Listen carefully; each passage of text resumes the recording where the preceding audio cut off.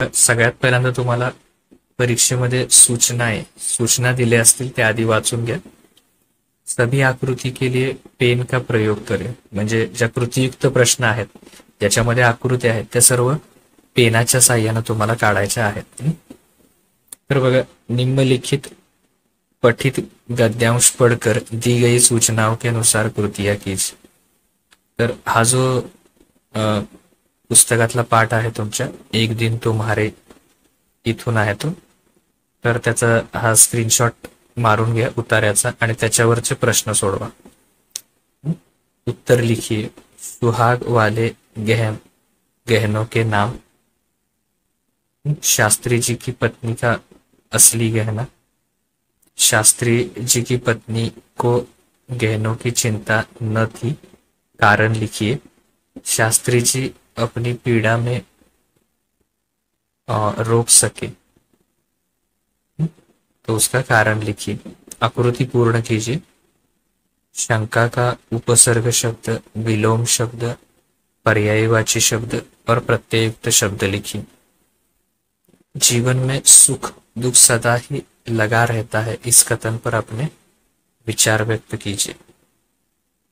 निम्नलिखित पठित गद्यांश पढ़कर दी गई सूचनाओं के अनुसार कृतियां कीजिए. ये जो गद्यांश है इसे पढ़िए और उसके ऊपर जो क्वेश्चन है, प्रश्न है, उसके उत्तर लिखिए. संजाल पूर्ण कीजिए. परिच्छेद में उल्लेखित कोई 4 रचनाकारों के नाम लिखिए. उत्तर लिखिए परिच्छेद के आधार पर. नागर जी की पहली कविता को प्रस्फुटित करने वाला अनुभव. नागर जी की साइमन कमीशन के बहिष्कार की घटना के बाद राजनीति की ओर न जाना.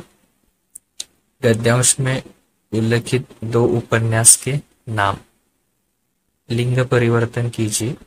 लेखक, कवि, पितामह. अपने प्रिय लेखक के बारे में 7-8 वाक्यों में जानकारी लिखिए. अपठित गद्यांश.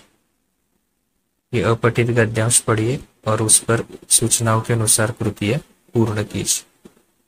समय की पाबंदी करने वाले ऐसे होते हैं. समय की पाबंदी की उपेक्षा करने वाले तुम्हारा समय ऐसे व्यतीत करते हैं. ये गद्यांश पढ़कर उसके उत्तर लिखिए. समय, इसके बारे में अपने विचार लिखिए. आता कवितेवरचे पद्यांशवरचे पठित पद्यांश पढ़कर दी गई सूचनाओं के अनुसार कृतियां कीजिए. ये सारे जो प्रश्न है तो ये पूर्ण कीजिए. त्याचे सगळ्याचे स्क्रीनशॉट घ्या. आता मी सगळे वाचत बसत नाही, तर इथपर्यंतचे प्रश्न आहेत. उपयुक्त पद्यांश का भावार्थ लिखिए. वरती ज्या कवितेच्या ओळी दिल्या त्याचा भावार्थ लिहायचा. निम्नलिखित पद्यांश पढ़कर सूचनाओं के अनुसार कृतियां कीजिए. तर हे वाचायचं आहे आणि त्याच्यावरची उत्तर द्यायची. कविता के आधार पर जोड़ियां लगाइए. योग्य जोड्या जुळवायच्यात, कुठल्या योग्य आहेत त्यानुसार. अंतिम 4 पंक्तियों का भावार्थ लिखिए. या ज्या कवितेच्या ओळी दिल्या त्यातल्या शेवटच्या 4 ओळींचा भावार्थ लिहायचा. पूरक पठन. निम्नलिखित पठित गद्यांश पढ़कर दी गई सूचनाओं के अनुसार कृतियां कीजिए. उचित क्रम लगाइए. योग्य क्रमाने घटना लिहायच्या. कारीगर के विषय में अपने विचार रखिए. निम्नलिखित पद्यांश पढ़कर दी गई सूचनाओं के अनुसार कृतियां कीजिए. या कवितेच्या ओळी वाचायच्या आहेत आणि त्याच्यावरचे प्रश्न सोडवायचे. उत्तर लिखिए. तर हे सगळे प्रश्न पूर्ण करायचे. किसी 2 काव्य पंक्तियों का अर्थ स्पष्ट कीजिए. आता व्याकरणावरचे प्रश्न आहेत ते व्यवस्थित बघा. भेद पहचान कर लिखिए. प्रभावशाली. निम्नलिखित काव्य का अपने वाक्य में प्रयोग कीजिए. शायद, धीरे धीरे. तर याचा वाक्यात उपयोग करायचा आहे.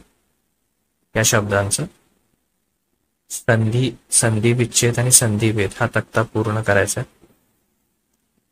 सहाय्यक क्रिया पहचान कर लिखो. या दोन्हीमध्ये सहाय्यक क्रिया ओळखायच्या आहेत आणि लिहायच्या.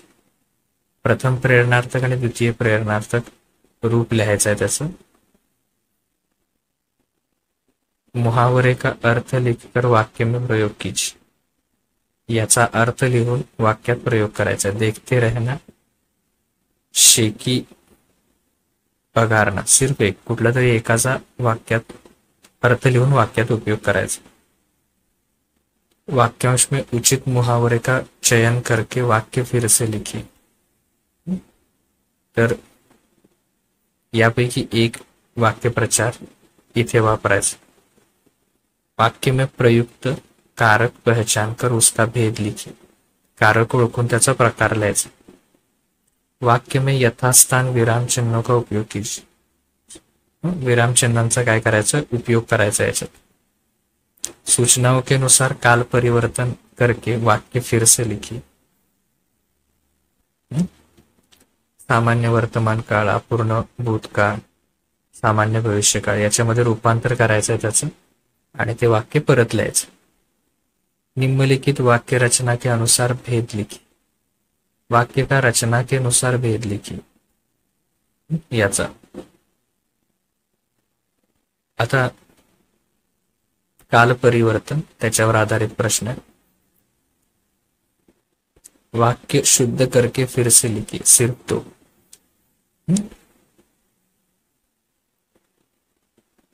याच्यामधले कुठलेही दोन शुद्ध करायचे वाक्य आणि लिहिण्याच्या याच्यानुसार शुद्ध अशुद्ध शब्द शुद्ध करायचे व्यवस्थित आणि लिहायचे. आता रचना विभाग, लेखन विभाग त्याला 26 गुण आहेत. तर या माहितीच्या आधारे पत्र लेखन करायचं दोन्हीपैकी कुठल्या तरी एक. त्यानंतर हा गद्यांश वाचायचा आहे आणि त्याच्यावरचे एक एक ओळीचे 4 प्रश्न तयार करायचे. वृत्तांत लेखन, याच्यावर वृत्तांत लेखन लिहायचं. हे सगळी स्थान, समय, दिनांक हे सगळं आवश्यक आहे त्याच्यात. किंवा त्याच्याऐवजी कहाणी लेखन, या मुद्द्यांच्या आधारे कहाणी कथा लिहायची. विज्ञापन, जाहिरात लेखन करायचं. विज्ञापन, निबंध, मेरा प्रिय नेता, मेरे जीवन का अविस्मरणीय प्रसंग. तर यापैकी एका विषयावर काय करायचं, निबंध लिहायचा. तर अशा प्रकारे 80 गुणांची ही सराव प्रश्नपत्रिका पूर्ण होते. याचा बोर्ड परीक्षेत तुम्हाला नक्कीच फायदा होईल. इतर विषयाच्या सुद्धा प्रश्नपत्रिका बघण्यासाठी खाली डिस्क्रिप्शन मध्ये दिलेली लिंक ओपन करा आणि ते सुद्धा व्हिडिओ बघा.